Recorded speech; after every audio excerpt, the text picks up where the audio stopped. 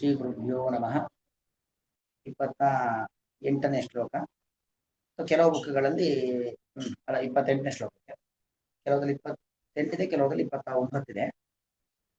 ಸಮಂ ಪಶ್ಯನ್ ಹಿ ಸರ್ವತ್ರ ಸಮವಸ್ಥಿತಮೀಶ್ವರಂ ನ ಹಿ ನಸ್ತ್ಯಾತ್ಮನಾತ್ಮಾನಂ ತತೋ ಯಾತಿ ಪರಾಂ ಗತಿಂ. ಸಮಂ ಪಶ್ಯನ್ ಹಿ ಸರ್ವತ್ರ ಸಮವಸ್ಥಿತಂ ಈಶ್ವರಂ ನ ಹಿನಸ್ತಿ ಆತ್ಮನಾ ಆತ್ಮಾನಂ ತತಃ ಯಾತಿ ಪರಾಂ ಗತಿಂ. ದೇವರನ್ನ ಎಲ್ಲಾ ಕಡೆ ಸಮಾನವಾಗಿದ್ದಾನೆ ಅಂತ ತಿಳ್ಕೊಳ್ಬೇಕು. ಅದರ ಫಲ ಏನು? ಅವನು ಸರ್ವಜ್ಞನಾಗ್ತಾನೆ ಅಂತ ಕೃಷ್ಣ ಹೇಳಿದ. ಯ ಪಶ್ಯತಿ ಸ ಪಶ್ಯತಿ, ಅವನೇ ನಿಜವಾದ ಜ್ಞಾನಿ. ಸರ್ವಜ್ಞಾನೋದಕ್ಕಿಂತ ಅವನೇ ನಿಜವಾದ ತತ್ವಜ್ಞಾನಿ ಅಂತ. ಹಾಗಾದ್ರೆ ದೇವರನ್ನ ಈ ತರ ತಿಳ್ಕೊಳ್ಳೋದ್ರಿಂದ, ದೇವರ ಬಗ್ಗೆ ಈ ಅರಿವು ನಮಗೆ ಬರುವುದರಿಂದ ಏನು ಫಲ?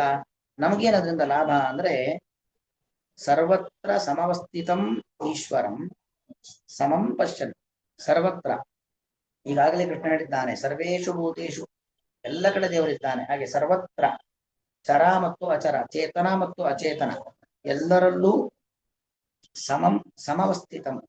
ಭಗವಂತ ಹೇಗಿದ್ದಾನೆ? ಸಮವಸ್ಥಿತನಾಗಿದ್ದಾನೆ. ಸಮವಸ್ಥಿತ ಅಂದ್ರೇನು? ಯಾವುದೇ ದೋಷವಿಲ್ಲದೇನೆ ಇದ್ದಾನೆ. ಯಾವುದೇ ದುಃಖ, ಯಾವುದೇ ವೃತ್ತಿ, ಯಾವುದೇ ಹ್ರಾಸ, ಯಾವುದೂ ಇಲ್ಲ. ಸಮವಸ್ಥಿತ ಶಬ್ದಕ್ಕೆ ರಾಯರ ಅರ್ಥ ಬರೀತಾರೆ ಸಮ್ಯಕ್ ಅವಸ್ಥಿತಂ, ಚೆನ್ನಾಗಿ ಇದ್ದಾನೆ.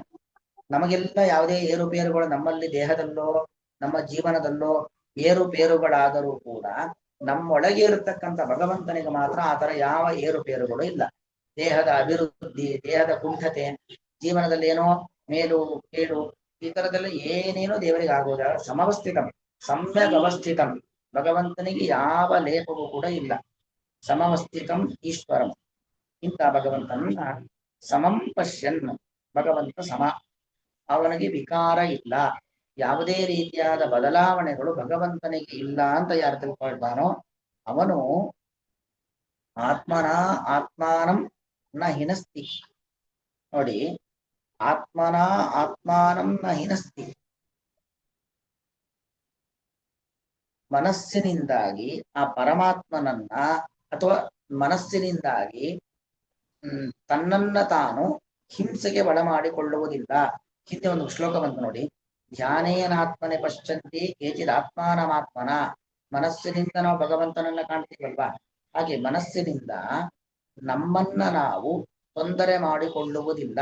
ನಮ್ಮ ಅಂತಃಕರಣದಿಂದ ನಮ್ಮ ಆತ್ಮನನ್ನು ತೊಂದರೆಗೆ ಒಳಪಡಿಸುವುದಿಲ್ಲ.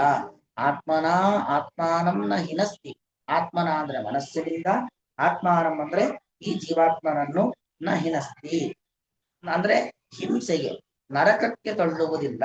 ಅಥವಾ ಆತ್ಮನ ಅಂದ್ರೆ ಬುದ್ಧಿ, ನಮ್ಮ ಆಲೋಚನಾ ಶಕ್ತಿ ಅಂತ ಅರ್ಥ. ನಮ್ಮ ಆಲೋಚನಾ ಶಕ್ತಿ ಅಂತ ದೃಢವಾದ ಆಲೋಚನಾ ಶಕ್ತಿ ಇದೆಯಲ್ಲ, ದೇವರ ಬಗ್ಗೆ ಸರಿಯಾದ ತಿಳುವಳಿಕೆ ಇದೆಯಲ್ಲ, ಅದು ದೊಡ್ಡ ಬುದ್ಧಿ. ಅಂತಹ ಒಂದು ಬುದ್ಧಿಯಿಂದಾಗಿ ಆತ್ಮಾನಂ ಅಂದ್ರೆ ಜೀವಾತ್ಮನನ್ನು ನ ಹಿನಸ್ತಿ, ತೊಂದರೆಗೆ ಒಳಪಡಿಸುವುದಿಲ್ಲ, ಹಿಂಸಿಸುವುದಿಲ್ಲ, ನರಕಕ್ಕೆ ತಳ್ಳುವುದಿಲ್ಲ. ದೇವರ ಬಗ್ಗೆ ಸರಿಯಾದ ತಿಳುವಳಿಕೆ ಇತ್ತು ಅಂತಾದ್ರೆ ನರಕಕ್ಕೆ ಹೋಗೋದಿಲ್ಲ, ಅವನು ಸದ್ಗತಿಯನ್ನ ಪಡೆಯುತ್ತಾನೆ.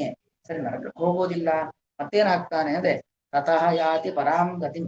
ತತಃ ಅಂದ್ರೆ ಅದರಿಂದ ಅಂತ ಅರ್ಥ. ಆ ಜ್ಞಾನ, ಒಳ್ಳೆ ತಿಳುವಳಿಕೆ ಇದೆಯಲ್ಲ, ಆ ಒಳ್ಳೆ ತಿಳುವಳಿಕೆ ಜ್ಞಾನ ಇದ್ದದ್ದರಿಂದ, ಜ್ಞಾನೇನ ಪರಮಂ ಪದಂ, ಜ್ಞಾನದಿಂದಾಗಿ ಏನಾಗತ್ತೆ?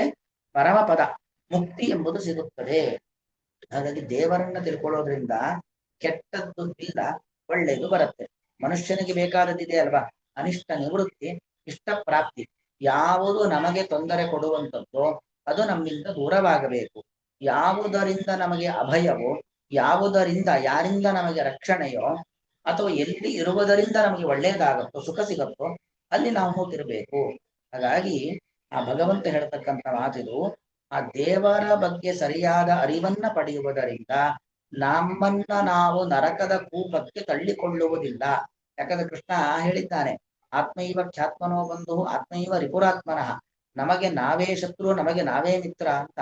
ಹಾಗಾಗಿ ಯಾರೋ ಏನೋ ನಮ್ಮ ಬಗ್ಗೆ ಅಂದ್ರು ಅಂದ ಕೂಡಲೇ ನಮ್ಮ ವ್ಯಕ್ತಿತ್ವಕ್ಕೇನು ಹಾನಿ ಆಗೋದಿಲ್ಲ, ಅಥವಾ ಯಾರೋ ನಮ್ಮನ್ನೇನೋ ಕೆಟ್ಟದ್ದು ಮಾಡ್ಲಿಕ್ಕೆ ಆಗೋದಿಲ್ಲ. ನಮಗೆ ನಾವೇ ಕೆಟ್ಟದ್ದನ್ನ ಮಾಡ್ಕೊಳ್ಬೇಕು, ನಮಗೆ ನಾವೇ ಒಳ್ಳೆಯದನ್ನ ಮಾಡ್ಕೊಳ್ಬೇಕು. ಹಾಗೆ ನಮ್ಮ ಮನಸ್ಸೇ, ಆ ಕಲುಷಿತವಾದ ಮನಸ್ಸು ನಮ್ಮನ್ನ ನರಕಕ್ಕೆ ತಳ್ಳಿದರೆ ದೇವರ ಬಗ್ಗೆ ಪರಿಜ್ಞಾನ ಇರತಕ್ಕಂಥ ಮನಸ್ಸು ನಮ್ಮನ್ನ ಸನ್ಮಾರ್ಗದತ್ತ ಕೊಂಡೊಯ್ಯುತ್ತದೆ ಅನ್ನೋದು ಇದರ ಒಟ್ಟು ಅಭಿಪ್ರಾಯ.